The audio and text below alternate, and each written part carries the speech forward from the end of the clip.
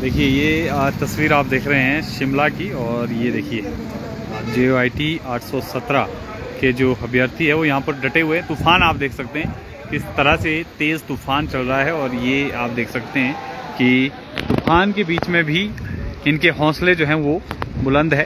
ठंड अभी बहुत ज़्यादा पड़ रही है, लेकिन आप ये देखिए आप इनके देख सकते हैं हौसले बुलंद है। बेशक तंबू जो है हवा से काफ़ी हिल रहा है और हवा अंदर आ रही है। ठंड का काफ़ी प्रकोप इनको झेलना पड़ रहा है। पिछले काफ़ी दिनों से यहाँ पर ये डटे हुए हैं और मांग वही है रिजल्ट डिक्लेरेशन की। ये आप देख सकते हैं भारी ठंड भी पड़ रही है। ऊंचाई वाले इलाकों में जिस तरह से बर्फबारी हो रही है उसका सीधा असर जो है जो मध्यम और मैदानी इलाके वहाँ पर पड़ता है, और यही वजह है कि आज देखिए तूफान भी काफ़ी तेज़ चल रहा है। अब बावजूद इसके ये देखिए इनके हौसले बुलंद है, रिजल्ट निकालने की ये मांग कर रहे हैं। और सरकार जो है फ़िलहाल इस दिशा में आगे नहीं बढ़ पाई है।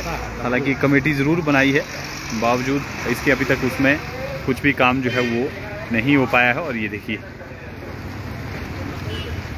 कल भी एक अभ्यर्थी की तबीयत बिगड़ी थी, और आज भी देख सकते हैं आप कड़ाकेदार ठंड पड़ रही है और उसके बीच ये डटे हुए हैं। हवा आप देख सकते हैं, देखिए कैसे जो तंबू यहाँ पर लगाया है इन्होंने प्रशासन की तरफ से, जो जगह चिन्हित की गई है वो देख सकते हैं आप कैसे तंबू जो है वो तूफान में हिल रहा है। और डिमांड इनकी वही कि रिज़ल्ट जो है वो डिक्लेयर करे सरकार, ताकि इनको नौकरी की जिस उम्मीद से ये स्टडी कर रहे थे वो उम्मीद इनकी पूरी हो। और लगभग 4 से 5 वर्ष इस भर्ती प्रक्रिया को लटके हुए हो गए हैं। ये देखिए कैसे हवा से जो बैनर इन्होंने बनाया है वो भी उड़ रहा है। लेकिन आप देख सकते हैं कि ये उम्मीद है इनको कि कुछ ना कुछ होगा। जिस तरह से स्ट्रगल इनका चल रहा है, ये देखिए तैयारी भी कर रहे हैं साथ साथ में। जी सर, हाँ। तो ये तो पिछला ही लटका हुआ है, आगे की तैयारी कैसे हो पाएगा, क्योंकि अभी नहीं तो निकल नहीं रही है, कमीशन बंद है। सर पता नहीं लड़ाई कब तक इतनी लंबी चलती है। तो अपने अधिकार के लिए हम ये तो नहीं है कि हम आगे के लिए अपना भविष्य भी फिर दांव पे लगा दें। कहीं ना कहीं फिर भी तैयारी की आस में लगे हैं कि कहीं सरकार दोबारा भर्तियाँ निकालेगी, पर इस अंदाज से तो हमें लगता है कि बहुत मुश्किल है जिस चाल से सरकार चली है, कछुए की चाल से। ऐसे में कैसे ना तो पढ़ाई हो पा रही है, ना ही पिछला रिजल्ट निकल पा रहा है। हमारे पास यहाँ बिजली की सुविधा है, लाइट वगैरह नहीं है। हाँ। लड़कियाँ भी यही रहती है। खाने पीने का भी लाले पड़े हुए यहाँ पे जो है दान पात्र रखा हुआ है, कलेक्शन कर रहे हैं हम लोगों से जाकर भीख की तरह मांग रहे हैं। घर वाले भी बोल रहे कि अब या तो घर आ जाओ, लेकिन अब तो लड़ाई ऐसे निर्णायक मोड़ पे है, ना तो छोड़ सकते हैं और ना भी यहाँ बैठे तो किस तरह बैठे। ऐसी परिस्थिति में आप देख सकते हैं कितनी तेज हवा चल रही है, टैंक कभी भी उड़ सकता है सर। तो हमारे सर से ऐसे में तो आप लोग बीमार पड़ जाएंगे। कल भी एक साथी आपका बीमार हुआ था। बीमार सर, आज ये भाई साहब भी बीमार पड़े हुए। लग रहा है थोड़ा ढीले लग रहे हैं आज। इवन सभी पड़ जाने कुछ दिन में, तो हमें लग रहा है कि जल्दी से जल्दी सरकार इसमें कोई सुन ले और हमारी आवाज को सुने। क्यों अनसुना लग रहा है सरकार आपको, क्यों नहीं सुन पा रही है, जबकि ये मसला तो 5000 परिवार से जुड़ा हुआ है। सर सरकार की मंशा होगी तो सरकार 10 दिन में भी रिजल्ट निकाल सकती है। अगर सरकार की मंशा नहीं होगी तो जैसे हम पिछले 4 साल से लेकर प्रताड़ित हो रहे हैं, तो आगे भी मुझे लगता है कि इसी तरह से अगर इनकी मंशा रिजल्ट निकालने की नहीं होगी। अब तो थक भी चुके हैं आप, थक चुके हैं सर। ऐसी परिस्थिति में मैं कहता हूं कि सरकार का कोई भी नुमाइंदा है, विधायक या मंत्री है, एक रात हमारे साथ बिता कर देख ले यहाँ पे, फिर असलियत पता चलेगी कि हम किस परिस्थिति में यहाँ पर रह रहे हैं। कितने लोग बैठ रहे हैं यहाँ पे सर? कम से कम 50 लोग हम यहाँ पे हैं, जो क्रमिक है अभी, तो 50 लोग हम रोजाना यहाँ पर बैठ रहे हैं। जी सर। घर वालों को भी चिंता होगी। घर वाले को सर रोज फोन करते हैं, पर उन्हें भी अब क्या जवाब दे सकते हैं। अब तो हम ना तो घर वालों के लिए मुंह दिखाने लायक है। घर में जाते हैं, गांव वाले पूछते हैं, रिश्तेदार पूछते हैं कि तुम्हारा रिजल्ट अब भी नहीं आया। 4 साल में किसी की शादी होगी, बच्चे भी स्कूल जाने लग रहे हैं, लेकिन हमारा जो परिणाम है वो अभी तक नहीं आ पाया।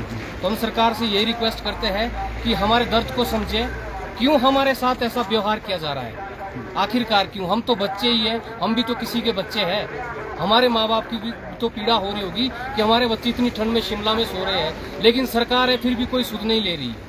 तो हम आपके माध्यम से यही कहना चाहते हैं कि इसमें जल्द से जल्द कोई समाधान निकाला जाए। अभी हमारी जो भूख हड़ताल है वो 24 घंटे की है और आगे हम इसे 48 घंटे में ले जाएंगे।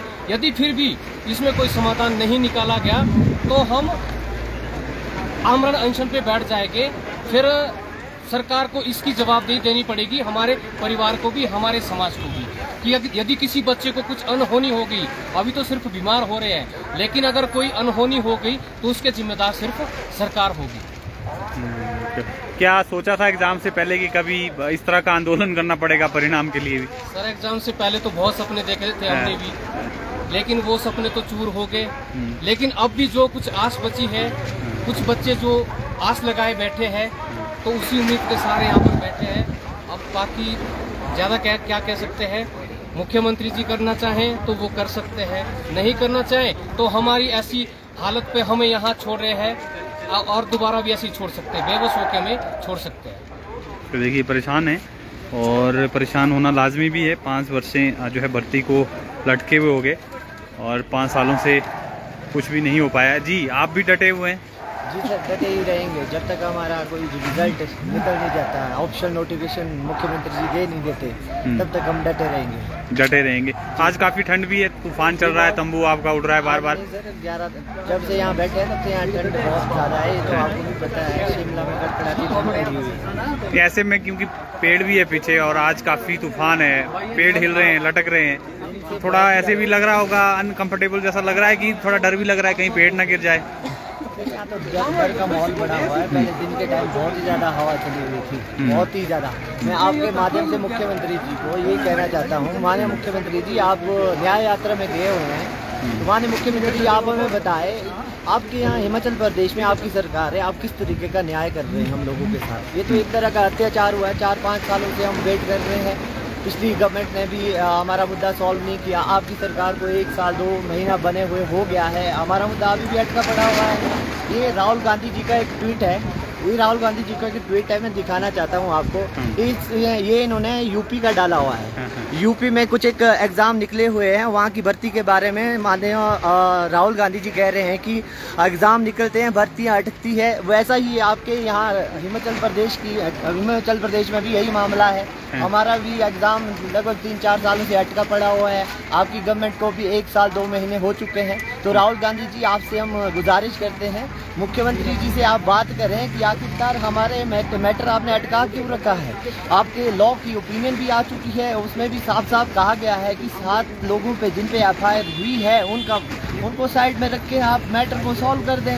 आखिरकार आपने पेज कहाँ फंसा रखा है? आप विजिलेंस का बार बार बहाना बना रहे हैं। अगर विजिलेंस की इंक्वायरी आपकी 4-5 साल चलती है तो क्या आप हमारे 4-5 साल और बर्बाद कर देंगे? माननीय मुख्यमंत्री जी, 10 महीने हुए, 10 दिन हो गए हमारे को यहाँ बैठे हुए। आप न्याय यात्रा में जा रहे हैं, हम लोग यहाँ ठंड से ठिठुर रहे हैं, मर रहे हैं, रो रहे हैं, बिलख रहे हैं, बीमार हो रहे हैं। 2-3 और भी मेरे साथी है जो आईजीएमसी गए, मैं खुद कल आईजीएमसी में एडमिट था। आपको कोई सुध नहीं है, कब आपको फर्क पड़ेगा? माननीय मुख्यमंत्री जी आपसे हम बार बार हाथ जोड़ के गुजारिश कर रहे हैं, हम लोगों का दुख दर्द, हमारी पीड़ा समझो। पूरा हिमाचल प्रदेश हमारे सपोर्ट में खड़ा हो रहा है, पूरे हिमाचल प्रदेश को हमारा दुख दर्द समझ में आ रहा है। माननीय मुख्यमंत्री जी और अन्य मंत्रीगण जितने भी है, आप सबको हमारा दुख दर्द कब दिखाई देगा? जब तक कि हमारे में से यहाँ किसी साथीगण को कुछ हो नहीं जाता, क्या उस टाइम आपको दुख दर्द हमारा दिखाई देगा? आपसे बार बार गुजारिश कर रहे हैं, हमारा जो ये मैटर है जल्द से जल्द हमीरपुर बोर्ड को दिया जाए। हमीरपुर बोर्ड हमारा प्रोसेस स्टार्ट करे। हम ये नहीं बोलते हैं आपको कि हमारा रिजल्ट आप कल दे दो, परसों दे दो, बट ये चाहते हैं कि हमारा प्रोसेस तो रिज्यूम करवाएं आप। एटलीस्ट हमारा प्रोसेस रिज्यूम हो गया, मुझे लगता है लगभग अगर आप 3-4 महीने बाद भी हमारा रिजल्ट देते वो भी हमारे लिए बहुत होगा। तो आपसे गुजारिश है, हमारा जो ये प्रोसेस है उसे जल्द से जल्द आप रिज्यूम कर दें। तो देखिए परेशान है ये भी, और कल इनकी तबीयत बिगड़ी थी। देखिए किस हालात में जो है ये लोग यहाँ पर हैं, और जिस तरह से आज मौसम का रेड अलर्ट है तो ऐसे में परेशानी जो है वो दोगुना हो गई है। ये देखिए डटे हुए हैं आप लोग। काफी दिन हो गए, अब तो अब परेशान नहीं हो गए, चिंता नहीं हो रही है कि अब तो कहीं ऐसा तो नहीं लग रहा है अब कि अब तो छोड़ देते हैं मोर्चा? मेरी मदर को फोन आया, ठीक है, वो बीपी की पेशेंट है और वो उनके पैरों में प्रॉब्लम है, ठीक है, और मैं नदौन से हूँ। आप तो मुख्यमंत्री के इलाके से हैं, फिर भी आपकी चिंता नहीं हो रही मुख्यमंत्री को? कितनी बार हमने कोशिश करी मुख्यमंत्री जी से मिलने के लिए, मेरे नानी ने भी कोशिश करी, वो हमेशा उनको भी आश्वासन देते हैं कि कर रहे हैं, पर क्रेडिबिलिटी कोई भी नहीं है। 9 बार वो अलग अलग स्टेज से बोल चुके हैं कि हम इनका रिजल्ट दे रहे हैं कुछ भी नहीं है। यहाँ देखो सर कितनी एक्सट्रीम कंडीशन है। अभी भी इतनी तेज हवा चली हुई है, ठीक है, और इतनी ठंड लग रही है। 4 साथी हमारे ऑलरेडी बीमार हो चुके हैं, ठीक है, वो बंदा फिर बीमार हो रहा है। और अगर कुछ भी यहाँ पे कुछ भी होता है ना, 1-1, 2-2 बच्चे हैं सबके, किसी को कोई भी प्रॉब्लम होती है तो सुक्खू गवर्नमेंट रिस्पॉन्सिबल होगी इसकी, क्योंकि आप लोगों ने हमारे साथ बहुत मतलब 12 महीने हो चुके, एक साल 2 महीने हो चुके हैं, तब भी ये मतलब कोई भी स्टेप नहीं ले रहे हैं। तो आज तक और कितने 11 दिन हो चुके हैं हमें यहाँ पे। एक बार भी सीएम सर यहाँ पे मिलने नहीं आया हमसे, ना इनका कोई मंत्री। क्यों नाराज चल रहा इतना मुख्यमंत्री आप लोगों से? वही जाने, वो तो यहाँ पे सरकार गांव द्वार कर रहे हैं, यहाँ पे बेरोजगार उनके द्वार है। पर अभी भी कितने यहाँ पे वॉक ओवर कितना है, 400-500 मीटर है यहाँ पे वॉक ओवर। पर सीएम सर वैसे वॉक पे चले जाते, पर यहाँ पे नहीं आते हैं। एक बार पूछ तो लो कि बच्चों क्या प्रॉब्लम है आपको, इतने ठंड में आप बैठे हो। एक बार इनका कोई मिनिस्टर बैठा है यहाँ पे, एक रात निकाल के दिखाए। इनके खुद के बच्चे इनके खुद के बच्चे यहाँ बैठेंगे, इनको तब पता लगेगा। हम इनके बच्चे नहीं है ना, इसलिए इनको कोई परवाह नहीं है। सौरभ जी, क्या लग रहा है? सरकार तो सुन नहीं रही है। इतने दिन आपको लगातार बैठे हुए हो गए, कई बार आप हमारे माध्यम से गुहार लगा रहे हैं, फिर भी सरकार सुन नहीं रही है। और अब तो लोकसभा चुनाव को भी कम ही समय है, आचार संहिता लगी तो मामला और ज्यादा लटक जाएगा। न्याय न मिलने तक संघर्ष जारी रहेगा। हमारे हौसले बुलंद है, क्योंकि हम मेहनत करके यहाँ तक पहुँचे हैं। हम कोई 2 नंबर की चीज़ नहीं मांग रहे इनसे, हम अपनी मेहनत की कमाई मांग रहे हैं कि जो हमने मेहनत की है उन परीक्षाओं के रिजल्ट निकाले जाएं। और यदि लग रहा है कि हम यहाँ से उठ जाएंगे तो आज मैं भी यहीं और सरकार भी यहीं है। हम तब तक नहीं उठेंगे जब तक सरकार हमारी मांगों को नहीं मानेगी। और हमारी मांग क्या है? हम बोल रहे हैं कि जो हमने परीक्षाएं बड़ी मेहनत से पास की है उनके परिणाम निकाले जाएँ। सर्वोच्च न्यायालय ने कह दिया, उच्च न्यायालय ने कह दिया, परंतु यदि जो सरकार के करने के काम है तो सरकार को ही करने होंगे। जो हमारे करने के तो हमने कर लिए। अब जब इतने 1.5 सालों से पहले केस था, सरकार को हो गए, अब कुछ कहते हैं कि भारतीय जनता पार्टी के समय का काम है। देखिए, जब भारतीय जनता पार्टी के समय का काम था, उसके बाद भारतीय राष्ट्रीय कांग्रेस को वोट दिया ताकि वो हमारा काम करे। यदि एक दूसरे के काम को एक दूसरे के सर पर मढ़ेंगे तो फिर बेरोजगार कहाँ जाएगा? जो ये राजनीतिक तलवारें हैं, ये पार्टियां एक दूसरे के गले पर रखे, बेरोजगारों के गले पर क्यों रखती है? हमारे वोटों से आज सत्ता में आए हैं और आज हमें कह रहे हैं कि ये भारतीय जनता पार्टी काम है। यदि भारतीय जनता पार्टी ने हमारा काम नहीं किया तभी हमने आपको वोट दिया, और आज आप सत्ता में है तो काम आपको करना पड़ेगा और सवाल भी आपसे ही होंगे। तो हम मुख्यमंत्री जी से यही कह रहे हैं कि मुख्यमंत्री जी जल्द से जल्द परिणाम घोषित किया जाए और जो कमेटी बनाई गई है उसकी मीटिंग करवाई जाए ताकि जल्द से जल्द इसमें से फैसला निकल गया और कैबिनेट में इसका फैसला हो। जब तक कैबिनेट से फैसला नहीं होता यहाँ से कोई उठने वाला नहीं है। हमारे हौसले भी बुलंद है, हमने मेहनत भी की है। जब तक यहाँ पे किसी को कुछ हो नहीं जाता, मुझे नहीं लगता प्रशासन को इससे कोई फर्क पड़ेगा। हमारे साथी आईजीएमसी में रेफर हो गए और वहाँ पे क्या बोलते हैं, उनको एडमिट किया गया है। उनके माता पिता फोन कर रहे हैं, क्या जवाब दें हम उनको? क्या सरकार जवाब देंगी इसका कि उनके बच्चे बीमार पड़ रहे हैं ठंड में? सरकार को कोई फर्क नहीं पड़ रहा है? क्या उनके बच्चे नहीं है? क्या हम यूपी या मध्य प्रदेश से, बाहर के राज्यों से आए? हम हिमाचल प्रदेश से ही है और हमने ही इनको वोट दे के चुना है। और अगर आज सत्ता में है तो कल सत्ता से बाहर भी जा सकते हैं। परंतु हम तो मुख्यमंत्री से कह रहे हैं कि लोकसभा चुनाव से पहले या जो आचार संहिता लगने वाली है उससे पहले कैबिनेट से हमें अप्रूवल दिलवाएं। हम आपका साथ देंगे, हमने पहले भी आपका साथ दिया, अब भी साथ देंगे। परंतु यदि परिस्थितियां इसी प्रकार से रही तो हिमाचल प्रदेश में 9 लाख से ज्यादा बेरोजगार है और इसके लिए मुख्यमंत्री जिम्मेदार होंगे और लोकसभा चुनाव में इसके विषम परिणाम देखने को मिलेंगे पार्टी को। तो देखिए, काफ़ी दुखी हैं और साफ तौर पर कहा है कि सत्ता में भी आपको इन्हीं लोगों ने लाया है और आने वाले दिन जो है लोकसभा चुनाव के हैं। अगर सरकार ने जल्द इस विषय को गंभीरता से नहीं लिया, परिणाम नहीं निकाले, तो उसके परिणाम जो है कहीं ना कहीं लोकसभा चुनाव में भी इनको जो है वो भुगतने होंगे। और ये आप देख सकते हैं, चिंता जरूर है इनमें, क्योंकि जिस तरह से आज काफ़ी तेज़ तूफान भी चल रहा है और लंबे अरसे से ये लोग मांग कर रहे हैं। लगभग 5 वर्ष जो है इस भर्ती प्रक्रिया को हो गए हैं और 5 वर्षों से ये लटकी पड़ी है भर्ती प्रक्रिया।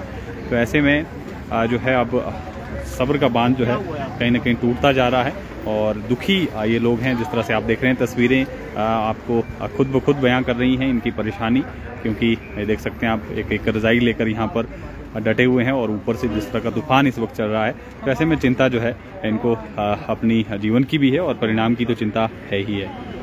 फिलहाल के लिए इतना ही। आप बने रहें पंजाब केसरी हिमाचल के साथ।